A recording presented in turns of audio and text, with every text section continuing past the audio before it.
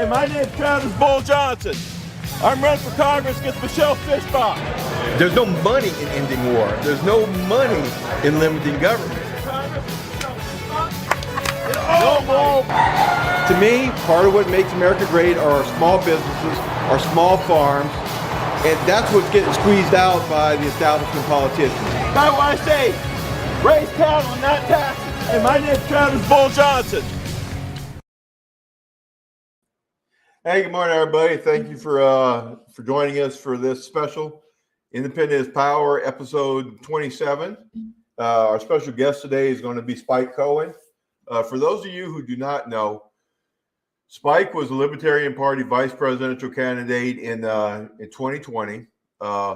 Great guy. I mean, when I kicked off my campaign for Congress, Spike is the guy who I asked to come all the way to Minnesota. And I got the opportunity to spend the weekend with Spike. And I tell you what, it was a great experience. It was a great opportunity to be able to pick his mind and just the way he oozes the desire for liberty is just contagious. And we had some great opportunity. We had some great visits that we had. I mean, when we went down to Detroit Lakes, they were having a medical freedom rally. We got the opportunity to speak for that. And I think Spike also got a good feeling for the people of greater Minnesota at the same time. But before we bring him on, let me get some of the housekeeping chores done.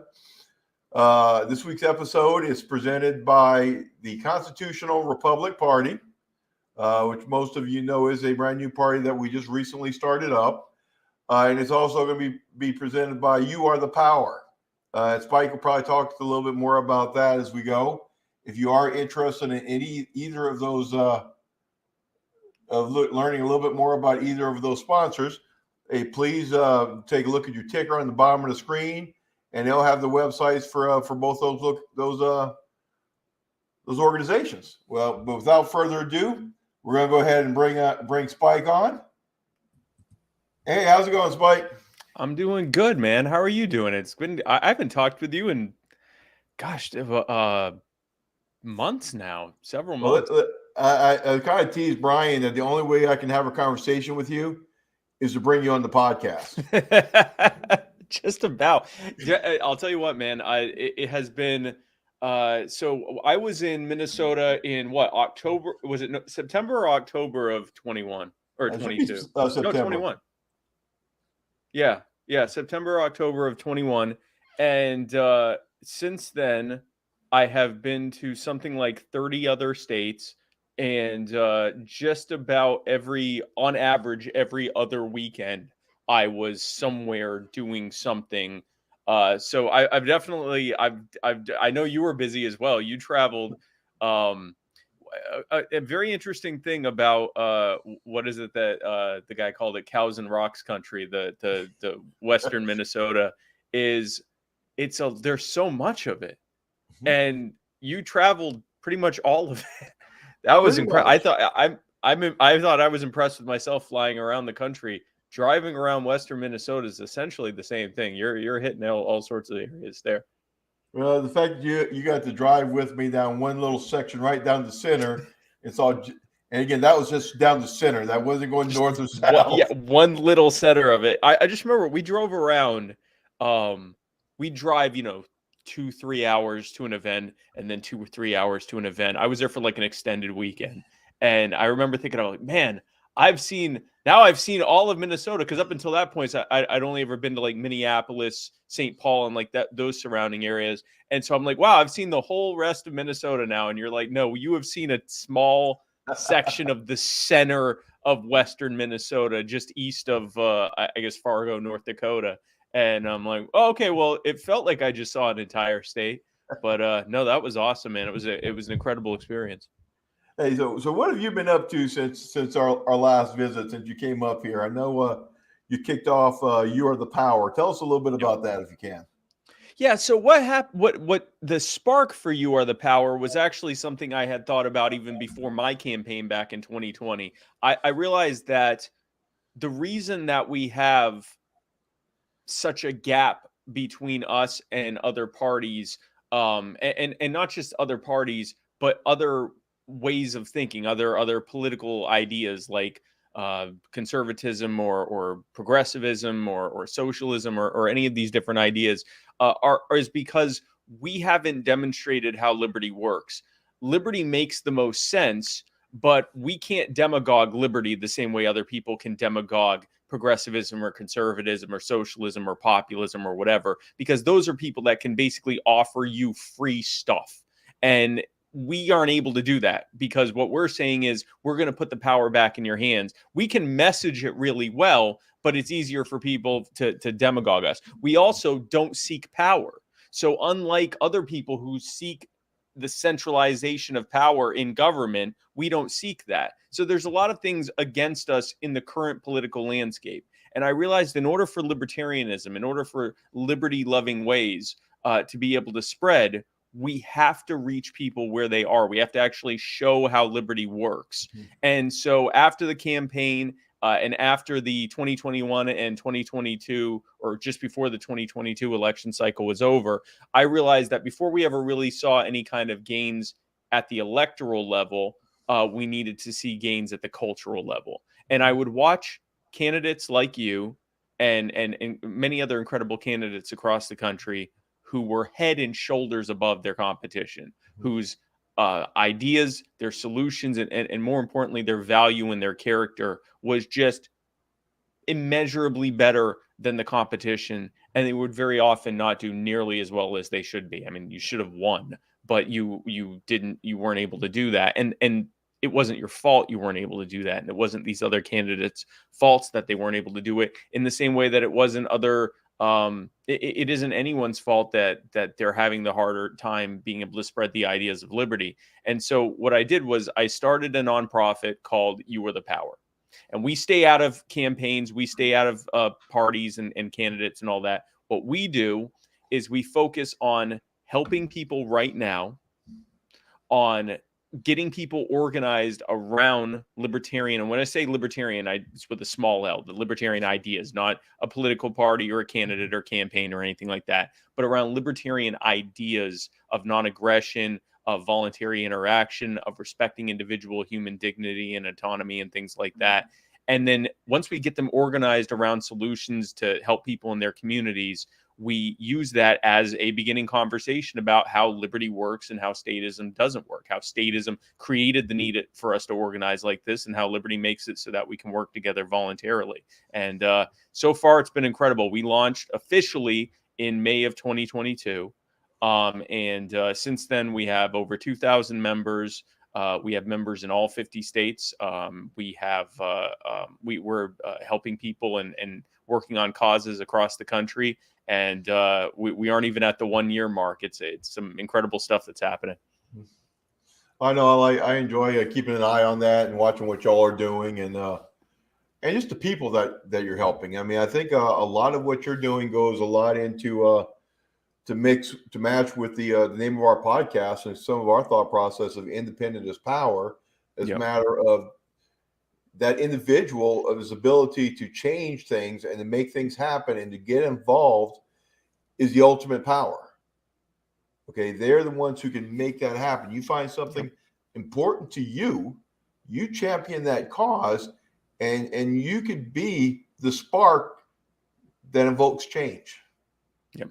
Absolutely. And that happens on the individual level before it can happen on any other level. And without that spark, nothing ever happens. Without that individual saying, this is a problem, let's actually work to address it rather than talk about it. That's what makes change. Yep. I mean, that's what really drives the change. And I think You Are the Power just really provides the locomotion for that change. Yep, absolutely. And the thing is, what we see a lot is there are people that know there needs to be change. They're excited to make changes, but they don't necessarily know what the next step is. Where do I get started? How do I organize? How do I communicate these things with other people in my community? How do I build coalitions? And we're kind of a one-stop shop for that. We help them to, we have training modules that are, again, we're a few months in, so we've only had a couple training modules, but we're developing them further, and are already far further along than we originally thought we were. But we have training modules that are in place. We have internal networking of people to doing meetups and things like that. So the people in the actual organization, the membership, are getting to know each other better. We are developing coalitions with other like-minded single issue and common cause groups that we can work together on specific causes. And then most importantly, we either help them, find and bring to them causes in their area that they can work on, or if they find a cause, they can bring it to us and we can spread it out to the greater network of members and coalition members, and to work on actual causes. And I'll give a couple examples of that. So in Indiana, there was a lady who her home burnt down, and her insurance company, for anyone who's ever been through an insurance claim and having a home rebuilt and all of that kind of stuff, it can take months. It can actually take years. And so they had her living they provided her with an RV while the home was being rebuilt, and it took the better part of about a year and a half to rebuild the home.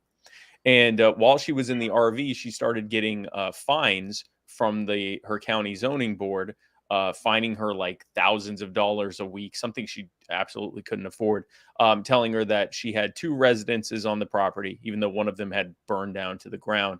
And that because of that, she had to pay these thousands of dollars a week fine, or just give up her property. So they were trying to kick her off her property and steal her property.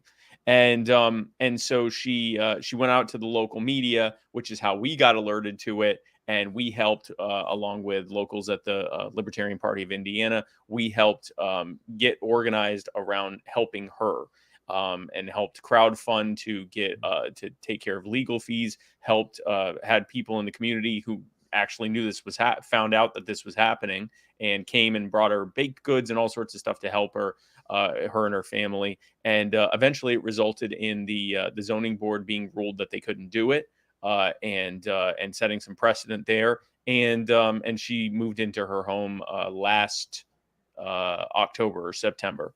And another example is a homeless veteran who was beaten and wrongfully arrested by the police in his community. His service dog was tased by the police, and the dog ended up later dying. And the police claimed that he had resisted arrest and that the dog had bit one of them, and that there was nothing they could do. He claimed, and the eyewitnesses claimed, that wasn't true at all. The DA fought to block the body cam footage so no one could see what happened. We helped to fight to get the body cam footage released, and we're still continuing to work to get justice and accountability for the officers who did it to him. But we were able to show the public that, and we helped to get the charges dropped that they had on him. All charges were dropped, and the public can now see the video and see that he did nothing wrong. The dog never bit anyone, and they were completely in the wrong. We've also worked with homeless shelters and charities to provide help for people who are in need there. Pretty much we find people who are in need, or very often people in need come to us. We help them. We get people organized around helping them. If someone is harmed, then we help to get organized to get accountability for the people that are harming them. And we use that to build a network of organized and excited people who want to spread liberty and who are taught and educated to the fact that this is happening because there's too much power in the hands of too few people who have no accountability. And the only way we're going to fix that is putting the power back in their hands. Yep. Well, and that's where I think that's part of what's also driving my newest project, which is the Constitutional Republic Party. Yeah. Which people ask me all the time, okay, what's the difference between you and the Libertarian Party?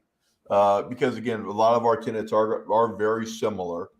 Mm-hmm. And the way I explain it to most part is with this party, we have we're a little bit more nationalistic, I guess you could say.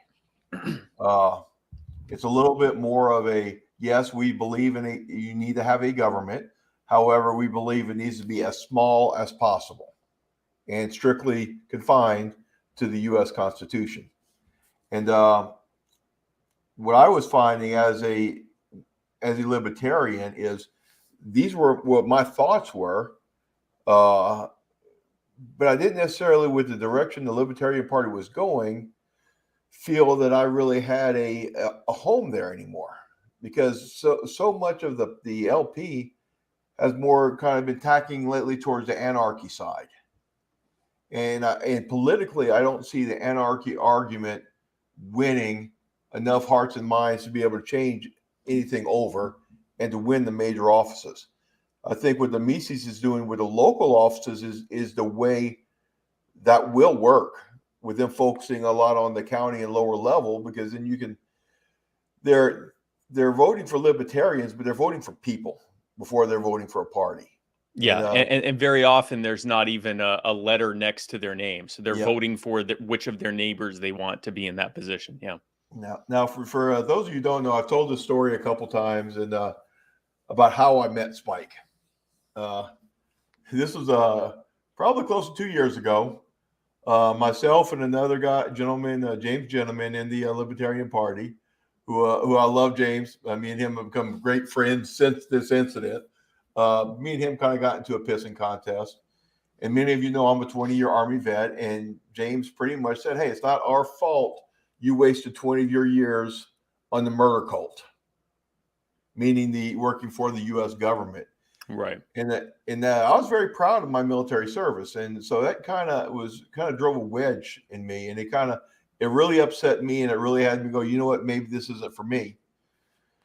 And I'm driving to Grand Forks, which is about 45 minutes to an hour away, and my phone rings, and I look down, and it's a South Carolina number, and I'm like, who in the frick do I know in South Carolina? Nobody. But I went ahead and answered it anyway. And when I answered it, he said, "Hey, is this Bull Johnson?" I'm like, "Yeah." I said, "Hey, this is Spike Cohen."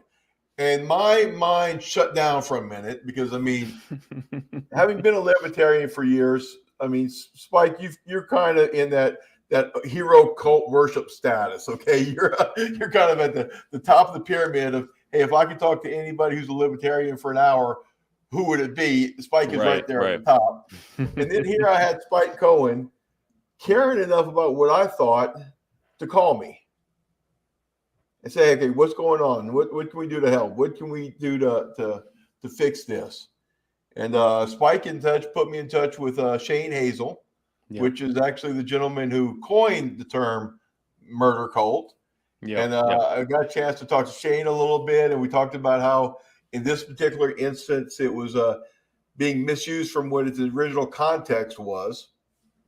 And that kind of told me what kind of man Spike was. So he did not know me from Adam. I was just another little peon who was a libertarian who was upset at the upset, and Spike took time out of his schedule. And I tell you, his schedule is busy. Okay, I'd never realized how busy it was until we started trying to schedule him for different things. Yes, that's when you find out how busy I am, is when you try to actually physically get me somewhere. Yeah. But here he was, and he took probably 20, 30 minutes out of his day to call me and talk to me about and talk through this and talk about what some of the different aspects of the party were and so forth. And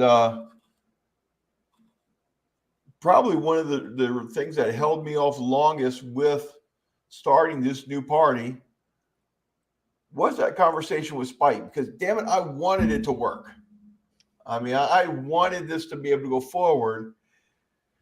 And I started to ask myself the question, okay, with the Libertarian Party, are we to the point now where the baggage was too much for it to be successful on a national or big stage level? I love people like Vermin Supreme, but the catch is normies and people outside the Libertarian Party will never understand the guy running around with the boot who's a symbol of the Libertarian Party. And as soon as they hear Libertarian Party, they think of Vermin and go, no, those are those crazy with boots on their heads. So the one thing I'll say about that is the most people, when you tell them Libertarian Party, they say, huh? So it's actually it's a lot. It's interesting within the libertarian movement, within the Libertarian Party, and former LP members like you and so forth. We get this idea of, oh well, the problem is when people think of the Libertarian Party, they think of Vermin Supreme, or they think of someone they don't like in the Mises Caucus, or they think of what's that, or the edgelording. Or the edge lording, or any of that. And the reality is, like, less than 1% of the population is aware of any of that. And maybe 8, 9, 10% of the population even knows what the Libertarian Party is. One of the biggest things I hear when the talk of the Libertarian Party, people will say, oh, is that like liberal? Or is that like Ross Perot? Or is that like the guy, Ralph Nader? The guy that ran in 2000 and caused all the problems, or helped lead to the problems in Florida with the recount. They'll think of people that have nothing to do with the Libertarian Party, because they don't. They have this idea of third party, independent, something like that. Or Jesse Ventura. Oh, is Jesse Ventura the Libertarian? Like, they don't really know anything about the Libertarian Party, and that's why our focus needs to be. And I'm doing this again outside of the electoral landscape. I'm doing this at the cultural level and at the community level with You Are the Power. But the party, and any party for that matter, you're the Constitutional Republic Party, just people running as independents, before we get our liberty-loving ideas into the White House, people need to see how it works in their backyard. They have to even know what it is. And you have to have people know what it is, think that it connects with them, think that we care about them at all, think that our ideas make any sense, and then they have to think that it can actually win. And that's the toughest one right there. And so we have this uphill battle of people don't want to, it's like this paradox. People don't want to vote for us until they think we can win. But of course we can't win until they vote for us. So it's the most mind-boggling, it's like, if I lose my glasses and I can't find my glasses, and I need my glasses to find my glasses. Now, thankfully, I have a wife who tells me where my glasses are. But if I didn't, I'd be spending hours looking for my glasses. The focus that we need to have is on, and you mentioned it, when people are voting locally. And I'm glad that the Libertarian Party has started doing this focus, and it sounds like that's what you're doing as well.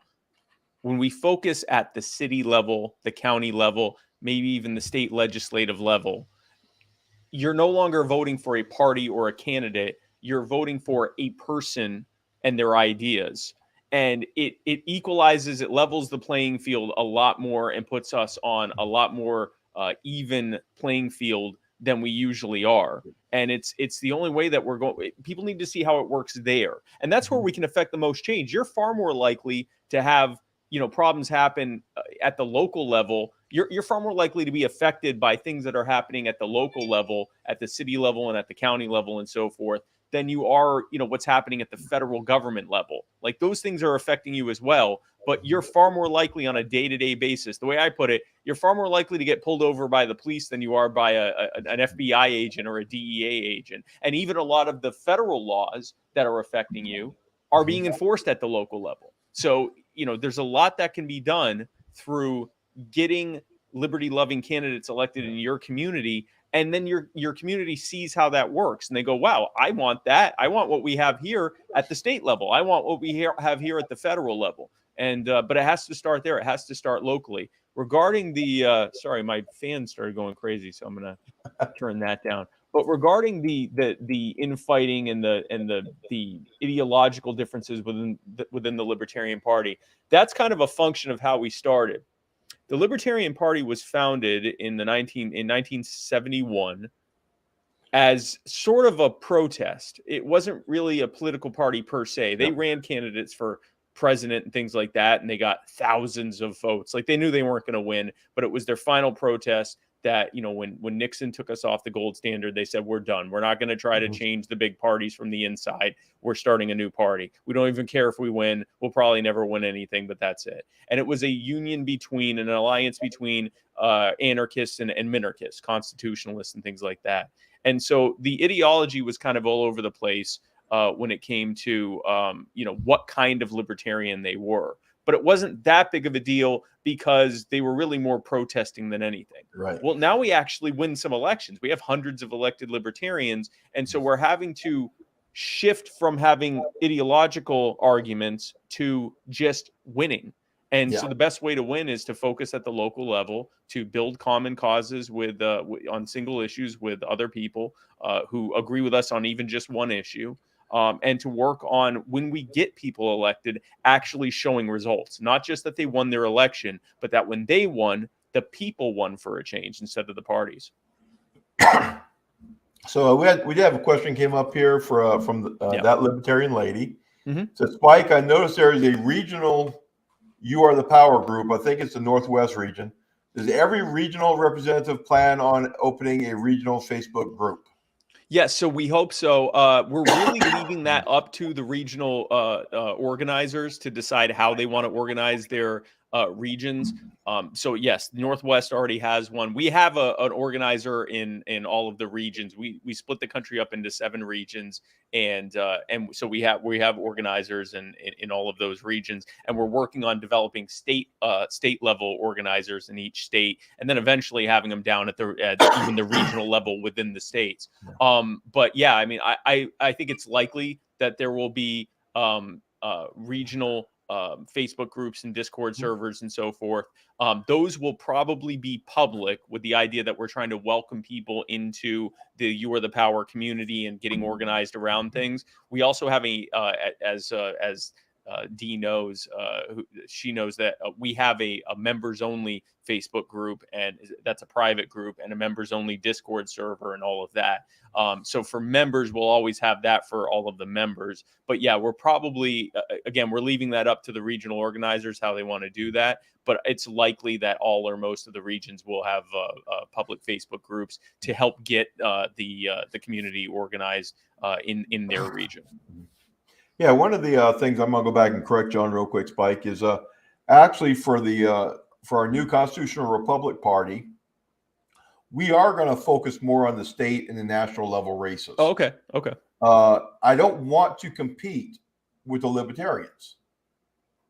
Okay, and if that's where their focus is going to be right now, I believe it's better for us to complement them by going for the offices that they're not really interested in really fully pursuing. Okay. Not to mention, what that's going to do is it's going to allow us to peel off on a higher level the people who are dissatisfied with their own parties. One of the things we realized here in Minnesota this last election is this last statewide election that the Democrats dominated. Republicans just did not run a very good race. They basically proved that they have no idea how to run a race on a state level in Minnesota. Yeah. And what that's left a lot of people is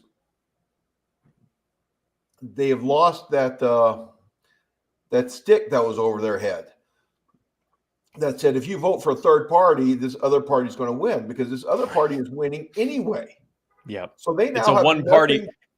It's a one party system already. Yeah. So they have nothing to lose. And even the people who are still in the GOP, they see them being uniparty and not in line with the values they have of that small government and leave people alone. Not that the GOP has ever really stood for that. They've always said they stood for that. And a lot of people were convinced, but they're starting to see through that facade. And I've actually been surprised. We've actually had people from 3 other states so far approach us about forming state affiliates in their states. And we have just now recently kicked this off like a month to 6 weeks ago.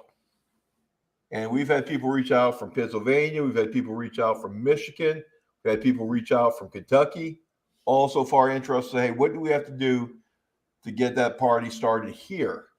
So I think it's going to be interesting to see where it goes. Now you know TC, right? You're on TC's show a few months ago.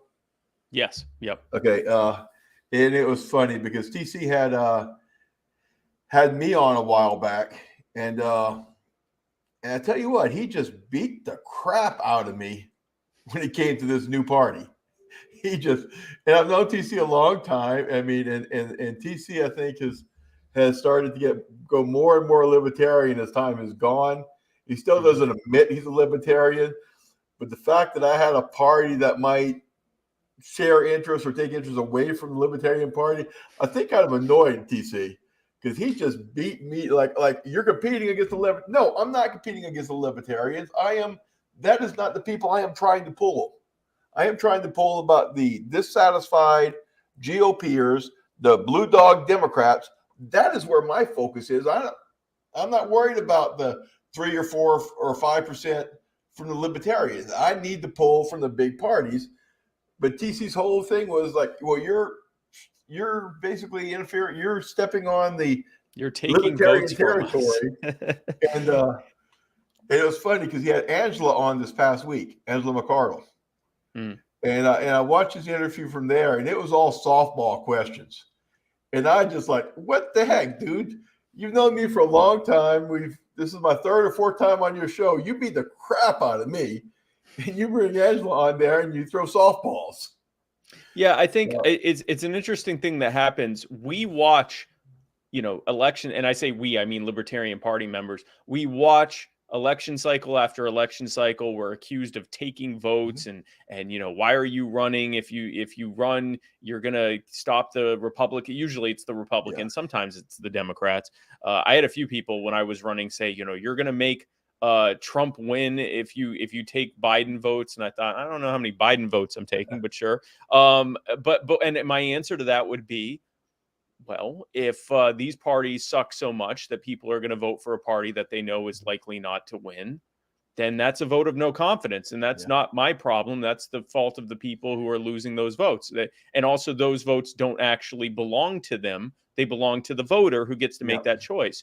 But then because we're trying to, claw our way up the food chain with our party, and then we'll see another party start, we'll go, oh no, they're going to take our votes. And it's interesting how we will switch to thinking that, almost immediately. And the thing is, everything still applies that we said when people accused us of that.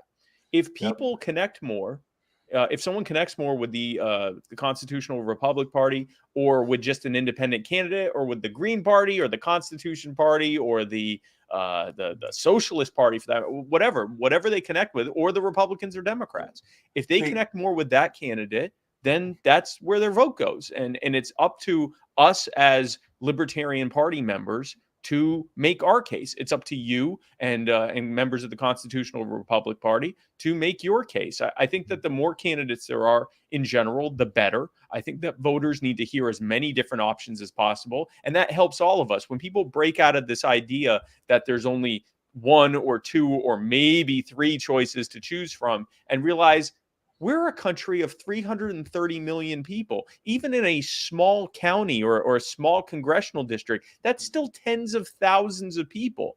You get 3 options, maybe, mostly usually 2 or sometimes even just 1 option. No, you should be able to have dozens of options. You should be able to hear from members of the public who want to serve you. And if we look at it that way, then the power structures, the uniparty power structure, duopoly, the Republicrats, whatever you want to call them, that are in DC and in our state capitals and even in our city halls and county councils, that breaks up because it's no longer these 1 or 2 parties that are in charge. It's now people that are being chosen because they had the best idea and seem the most trustworthy and have the most character, and you're going to have far better service. Yeah. Hey, I have another question that came in for you, Spike. This is from Luke John, who's a great supporter of mine up here. So, Spike, please explain how we can have liberty without laws and enforcement. Example, gender-affirming care for children. Personally, I think we need to enforce protecting the innocent as a human obligation. Okay, so I'll answer the first part first. How can we have liberty without laws and enforcement? In any society, and I think this is how would liberty happen in anarchy or something like that. But I'll speak a little bit more broadly. In any kind of society, whether it's governed through a state system like what we have right now, through a government, or through a voluntary private law type of society, in any kind of society, you're going to have basic standard rules and laws. For example, you can't hurt people, you can't take their stuff, you can't assault people, you can't rape people, you can't murder people, and things like that. And you're going to have people who have been hired to enforce those things. And you're going to trust individuals to be able to protect themselves and others as well. So in any society, you're going to have rules, and you're going to have people that are enforcing those rules. The difference between a truly free society and the one we have right now is that you remove the middleman. You remove the politicians and the bureaucrats and the oligarch cronies who own them. So, there's never libertarians want the same society that everyone else wants. We want a civil society. We want to have roads and infrastructure, and we want to have safety and protection, and we want to have healthcare and education, all of those things. We just recognize that government is a uniquely terrible way to do all of those things. Now, specifically this question about children. Gender affirming care means everything from a counselor talking with a child who thinks they might have gender dysphoria and talking them through their dysphoria to see if it's part of a greater, some other mental health issues, or if they truly are, have dysphoria about their gender. From that all the way to mastectomies and hormone blockers and things like that. I think that mastectomies, I think you're going to find very few people who think that minors should be getting anything like that, unless it's something like, they have breast cancer, or they have precocious puberty, which is puberty that sets in at like 6-7 years old, the things that those were made for. So I think you're going to find very few people. Thing is, it's government enforcing that stuff right now. It's government that is providing the licensing and requiring insurance companies to cover those things if the doctors decide that that's necessary. So it's your vaunted government that's doing that. It's within a statist system where people have been taught to rely on government and on the state that's even happened to begin with. It is a government that has increasingly separated children from their families at the schooling level that's allowed that kind of environment to happen right now. You have states right now that are saying that if a child, an 11, 12-year-old, wants not just gender affirming care like counseling to walk them through this, but actual mastectomies, actual bottom surgery, actual hormone replacement or hormone blocking therapy or whatever it is, they don't even have to get their parents involved. The parents don't even have to know about it. That's government. Government is saying, actually, we're going to decide what we're going to tell your children what they are, and you're not going to have any say in it. You're not going to have any say in how your children are being provided with care. We're not going to seek your consent. That's government. And so for the people who say, well, yeah, but we can use government to do the opposite, until it doesn't. I mean, you can see that with anything. We say that, we had to have the Patriot Act and warrantless wiretapping and all of this stuff to deal with the terrorists. Well, then they used it against angry parents who showed up to PTA meetings and said, why are you forcing my child to be vaccinated or wear a mask to go to this school? And they were investigated as terrorists. Whenever you give government power to do something you want it to do, you're really just giving it a gun, and inevitably they're going to point it at you. Very often they're going to point it at you immediately. Why? Because they can. Because they're funded through taxation, which is extortion. So they don't have to provide you for value with the service that they're providing you. They can just keep robbing you. They are a monopoly, so you have no other option besides them. You cannot secede. You cannot try to form your own government. You cannot say, no, thanks, I'm going to opt out of this. I'll just do my own thing. I don't need your services. They will use whatever level of violence is necessary to force you to remain within their monopoly. So they've removed all the feedback mechanisms that exist with anything else or with anyone else.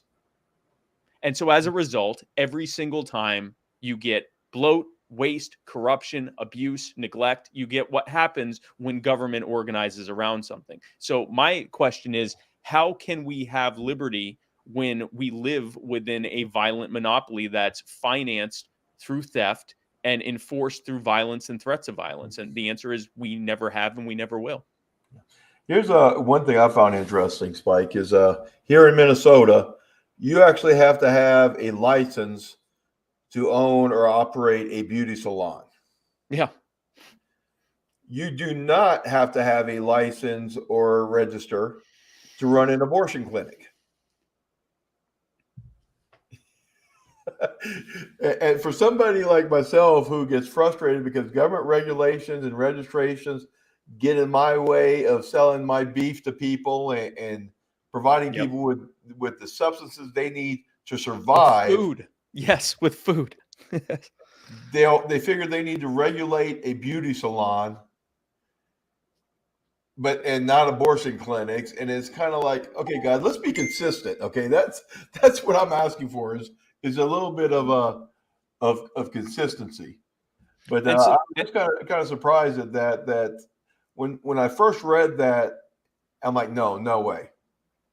And I had to go back and look it up myself. And it's like, because right now you got to verify everything. If you read it online, verify it by like 10 different freaking sources before you share it, is what I'm learning.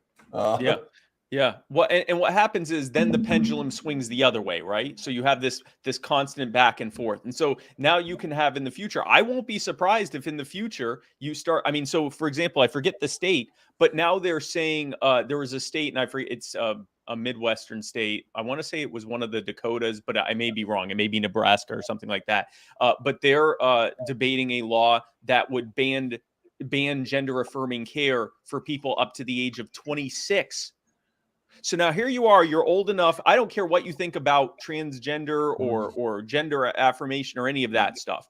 Once you're an adult, no one's opinion should be relevant. Yep. If you're old enough to vote, you're old enough to join the military and go overseas and fight for the country and come back here, and you're a veteran and you decide or think that you are a transgender or non-binary or whatever, it is none of anyone else's business, and certainly not the government's business to tell you what you can or cannot take, or what care you can or cannot receive, or who or what you are or are not. But that pendulum is swinging that way in reaction to the things that they're seeing where the pendulum swung this way. And so what you have is you have two different competing groups of people demanding that the government leave them alone and oppress those people over there. And the government, in a stunning show of bipartisanship, agrees to oppress both of you. Both sides. Yep. And you know, we see that all the time. I mean, just this whole I don't want you controlling my life unless it's the way I want you to. Yes. Okay. Don't tread on me unless it's to do exactly what I want, and definitely tread on everyone else and force it on who isn't everybody doing else. what I want them to. What's that? And force it on everybody else. I mean, and force everyone else. Don't tread on me, tread on them, which is why I like the other version that says don't tread on anyone. Because the whole point is, if I don't let you live the way that you see fit, provided you're not harming me or anyone else, then I have no reasonable expectation to think that you're going to be okay with me living the way that I want to live. And that's the ultimate de-escalation from these ridiculous culture wars, is by saying, you get to live the way that you want to. I'm going to live the way I want to. If we, whatever government we have is going to stay out of all of our lives, and their only purpose is going to be to protect lives, rights, and property. And that's it. And that's the only way to solve the culture war. The idea of winning the culture war, only one side wins the culture war, and that's the government. That's the people you see right now in the World Economic Forum and all these big multinational multi-billion-dollar corporations and these power players in all the major government. They're who wins. And I guarantee you, no matter which side you're on, they're not on your side. They're on their side. Well, and that's one of the things, and this is one of the things that frustrated me so much over these last 2 years with the Libertarian Party, is with COVID and people who did not want to have the vaccination or who wanted to make their own decisions on that and so forth. It allowed us the ability to say, okay, if you don't want the government stepping on your ability to say no to this, then you can't let the government step on somebody else's ability on marrying who they love. And it was an opportunity, and it was an opportunity we used in our campaign to pretty good success on bringing a lot of people over to the liberty movement and letting them understand, hey, liberty's for everything. You can't just pick and choose. So if you want this, And I just felt the Libertarian Party failed to capitalize on that huge opportunity because they were so busy fighting amongst themselves.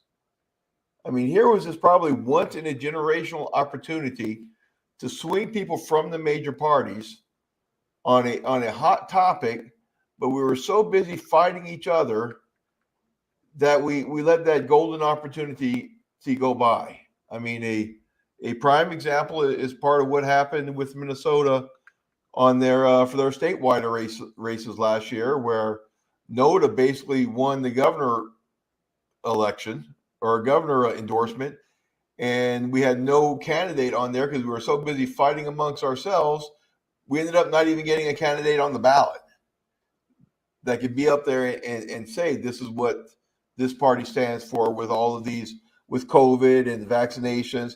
That would have given us the prime example or prime opportunity to get up there and push our message, but we lost it because we were so busy fighting each other. And even now, it seems like there's more gloating than there are actually making progress. I mean, everything I hear right now, 90% of what I hear about any emails I get from like Mises Caucus, almost every one of them talks about the Reno reset. Like they're just rubbing it in people's faces that we want it Reno, and it's having I think for a lot of people, I'll be honest, that was part of the things that helped drive me off, is because they're so busy trumpeting their own horn that we're losing the opportunity to make a difference. And that was part of the reason when we said we're going to do this party that we're doing. We didn't want to, but we want to complement with or we wanted to fill the void that we felt that the GOP, that the Libertarian Party was leaving. Because we feel with the concentration on the lower level races and the stress on that it was creating a liberty void in our statewide and our federal races. And what I said earlier, those are the races we were going to concentrate on with the Constitutional Republic Party.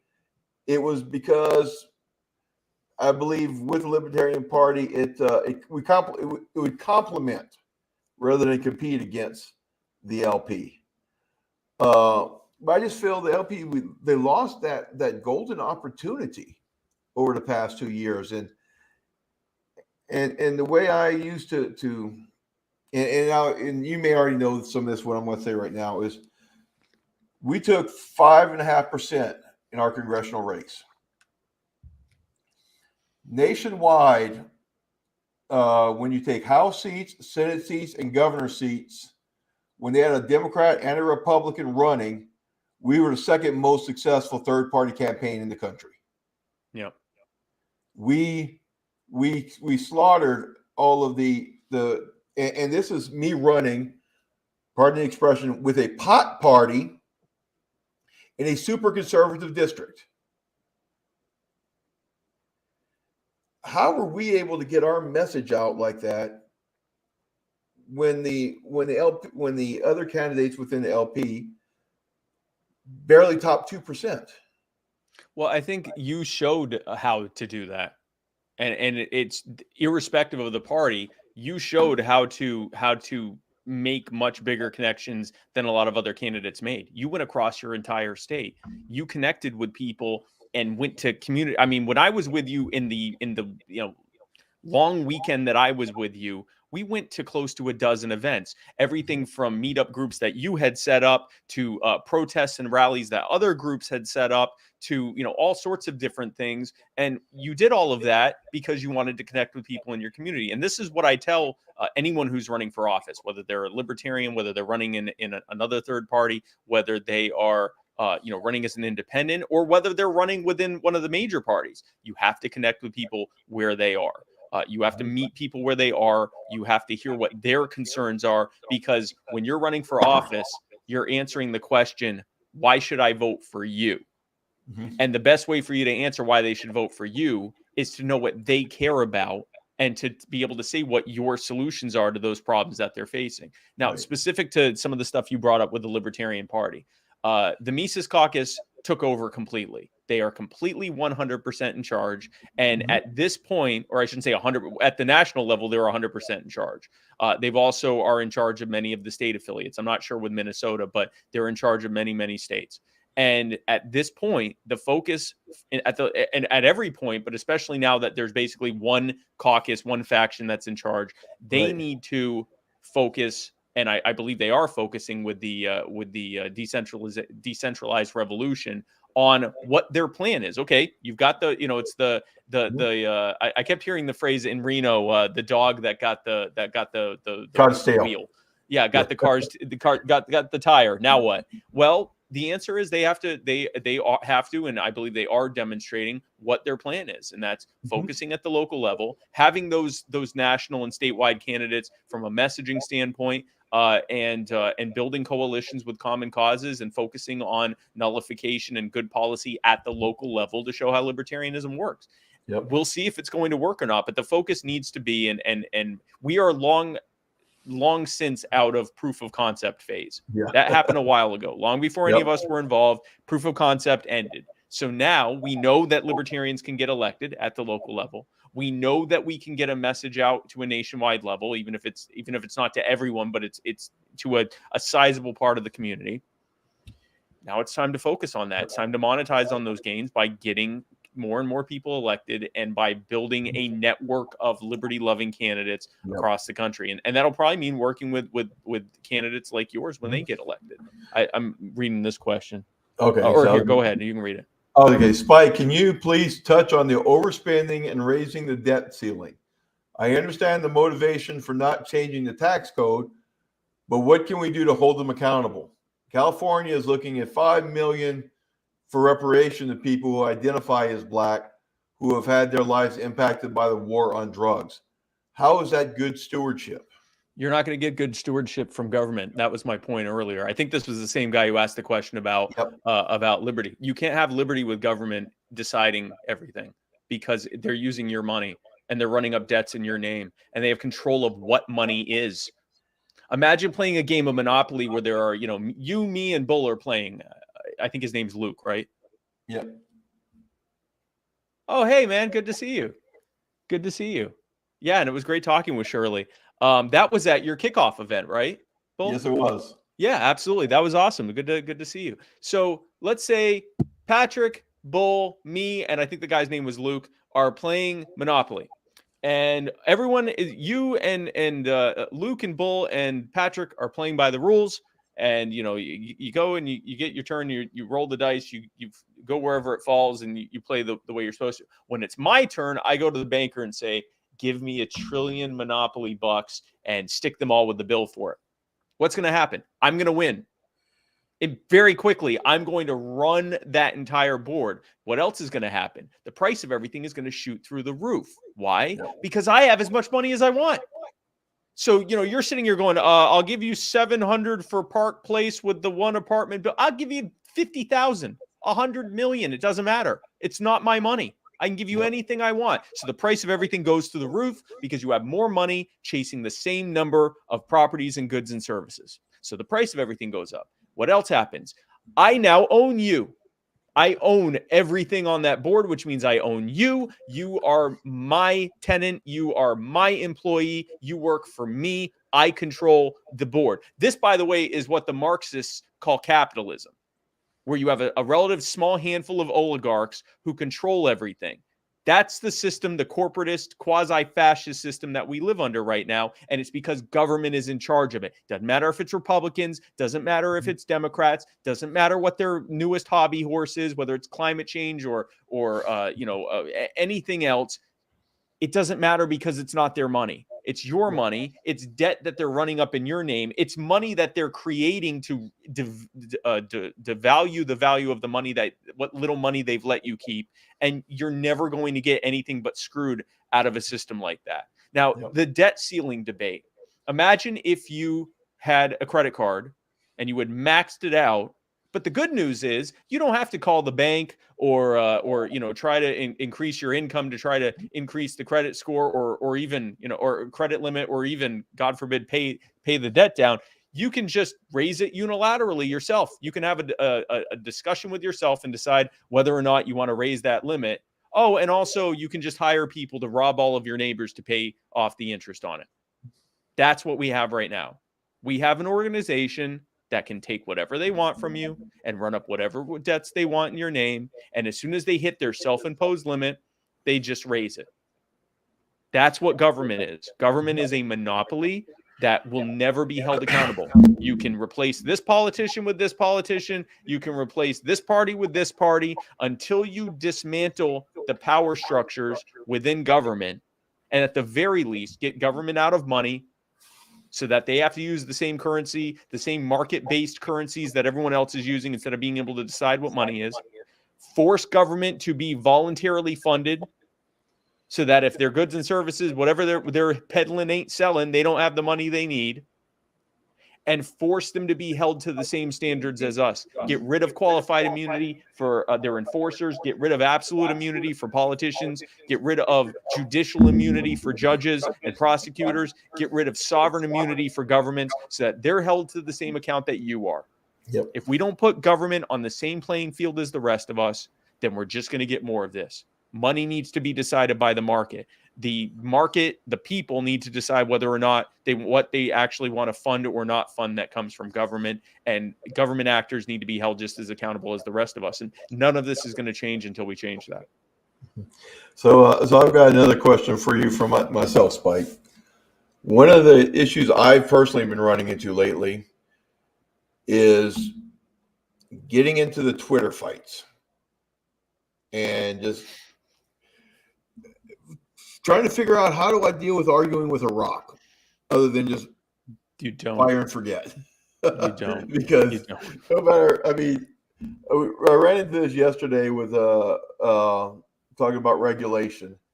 And so many of these people, and we're talking about USDA food regulation, and they couldn't get through their head that, you know what, right now, probably more than any other time in our history, people have the ability to hold companies accountable for shoddy products because of social media. Yep. I mean, you have multi-billion-dollar conglomerates jump up and sit up when somebody starts spreading rumors about or starts talking about their bad product, and they fix it because they have to. They have to. Okay, so This is the one time in our history where the people probably have the best ability to shape the market without government interference, and it'll probably happen quicker. It will no doubt happen quicker.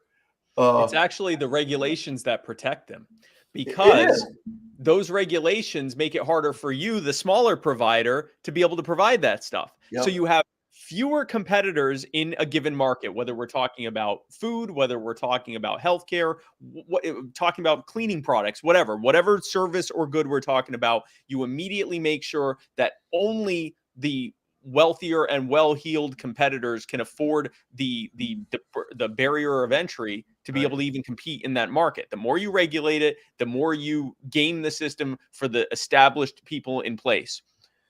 Well, now they have fewer competition. Yep. So right off the bat, they're basically acting like a cartel. You have a handful of the big companies, and they agree that it's just going to be them competing. And of course, they buy off the politicians. They buy off the regulators. Half the regulators come from we're seeing that with big pharma. Like the USDA is just a bunch of big ag executives and corporate types who then go into the USDA and do their time there to, regulate on behalf of the companies they work for. And then they go back to those companies. We see that in the Defense Department, where it's a bunch of Raytheon and Boeing and all the General Dynamics and all of these companies that their executives go. And right now the head of the Pentagon is the Raytheon exec. We see this with the healthcare. It's our FDA is basically Pfizer and Moderna and Biogen and all these other different Eli Lilly and all these different big pharma companies. It's because when you regulate things, you're putting the wealthy and well-heeled in charge of how things are provided. So it actually makes it worse. And then when they screw up and violate their own rules, they usually just cover it up. And if they do get caught, then all they do is give themselves slaps on the wrist, these, fines that they can easily pay off. They hold themselves immune. They give themselves they indemnify themselves so they can't be sued by you. And then they put you in some kind of a trust fund for the people that have been damaged by their products. But you're paying for that because it's the taxpayer, you paying for it. So it's a game system from the beginning. And so to answer your question about how to argue with a rock, you don't.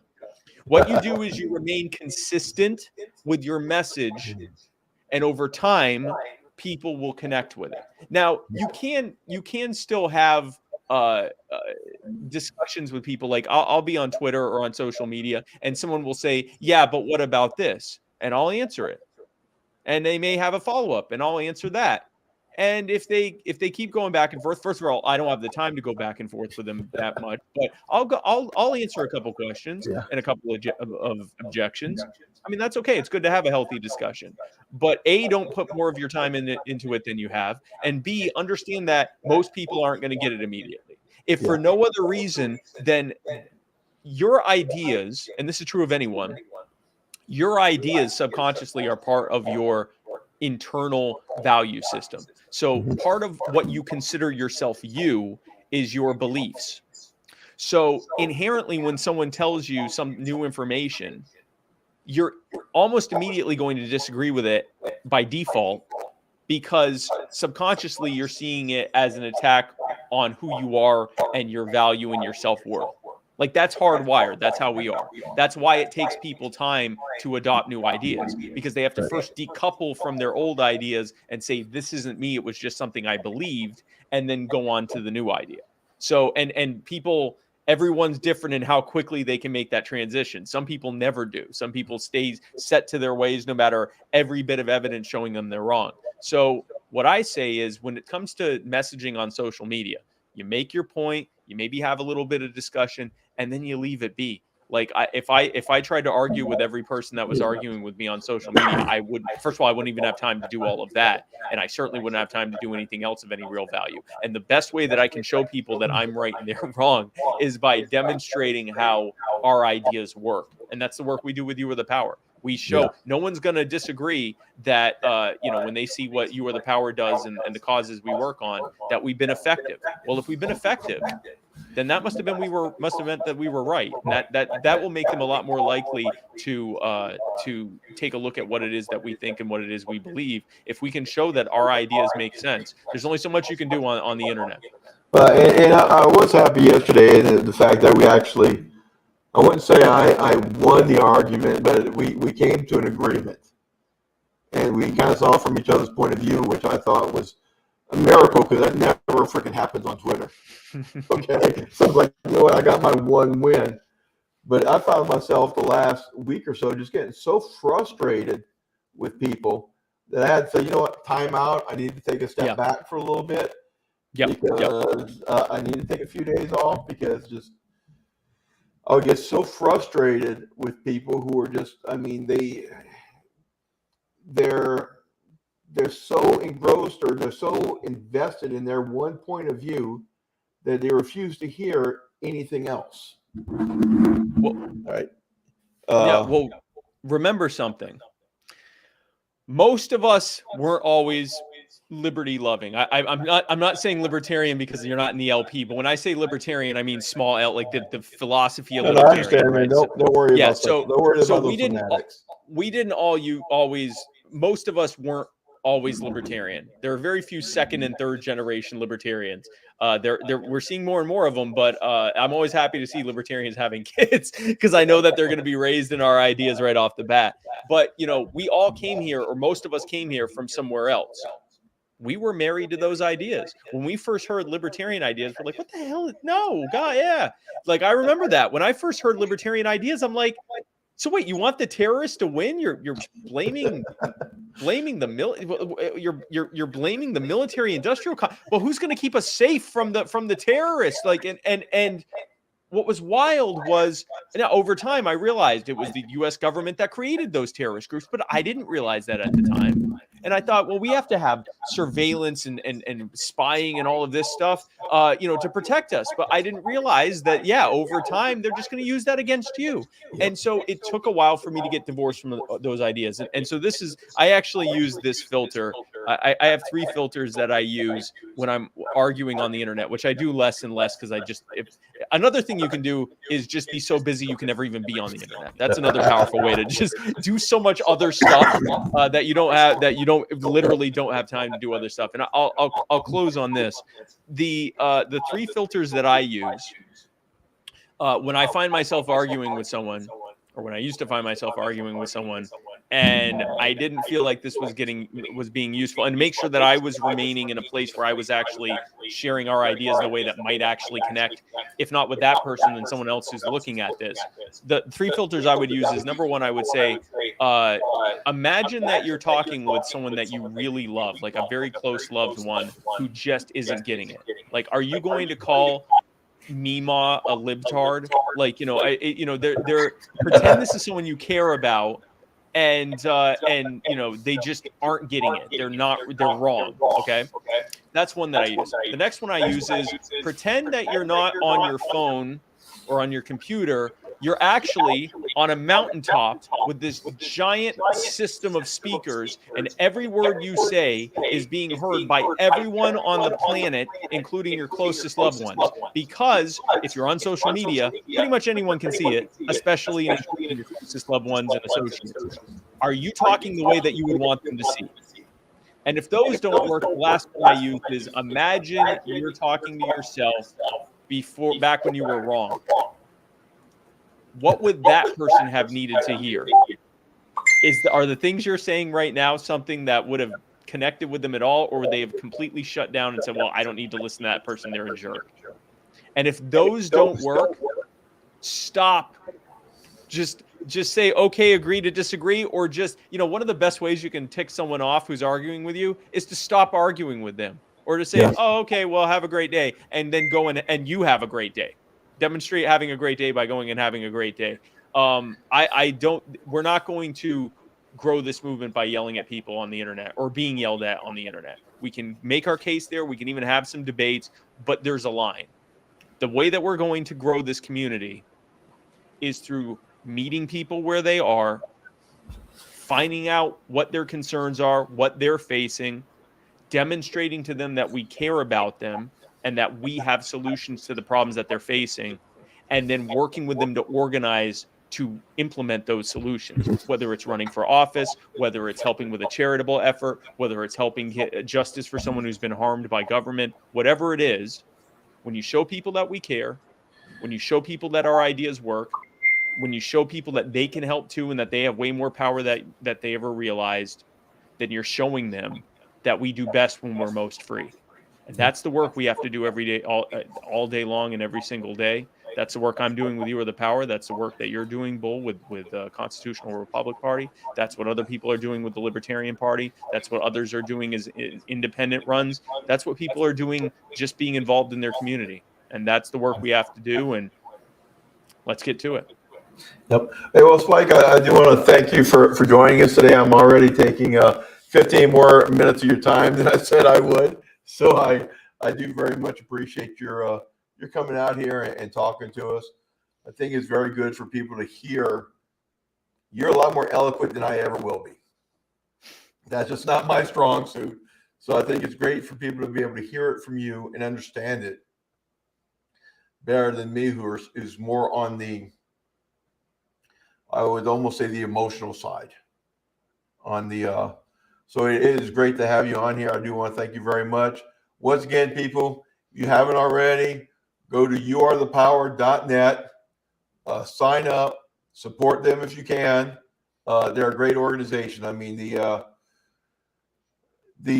work that they did with Joshua, which was the veteran out in South Carolina, it was near and dear to my heart as a fellow veteran. And there's very few times where the abuse is as obvious as it was in that case, where you actually have video, you have proof. And even with all this proof, you still need to force them to do the right thing. And You're the Power is one of those levers we can use to help force them to do the right thing. Because let's face it, the government, the only time they're ever going to do the right thing is if you force them to. Yep. Okay. Exactly. So please go on to, again, youarethepower.net, support Spike. If you're watching this video on YouTube, please go on down and subscribe if you have not already. One of the things we're going to hope to use this channel for is to help support our party, our campaigns, things we want to do.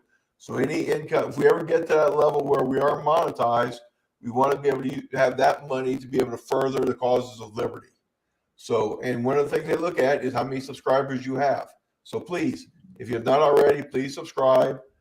If you have not joined the Constitutional Republic Party, please go to constitutionalrepublicparty.us. If you can't join, you don't have the funds to join, please sign up for our newsletter. We'll get that out to you. That should start going out more regularly, starting probably next week. It's like anything else, we're dealing with a bunch of technical issues. I do want to apologize to everybody today. I guess from some of the comments I was getting on the side, I definitely need to copy Spike and go with some headphones because we were having some echo today. It tells my phone said turn your damn volume down. So I apologize for that. We'll learn as we go forward. Having a guest speaker is something we've just started doing, so we're learning as we go. But I want to thank everybody again, and I appreciate your tuning in. And remember, independence is power. Remember, you are the power. Thanks very much, guys. Have a great day. Travis Bull Johnson. I'm running for Congress against Michelle Fishbach. There's no money in ending war. There's no money in limiting government. No more. To me, part of what makes America great are our small businesses, our small farms, and that's what's getting squeezed out by the establishment politicians. That's why I say, raise cattle and not taxes. And my name's Travis Bull Johnson.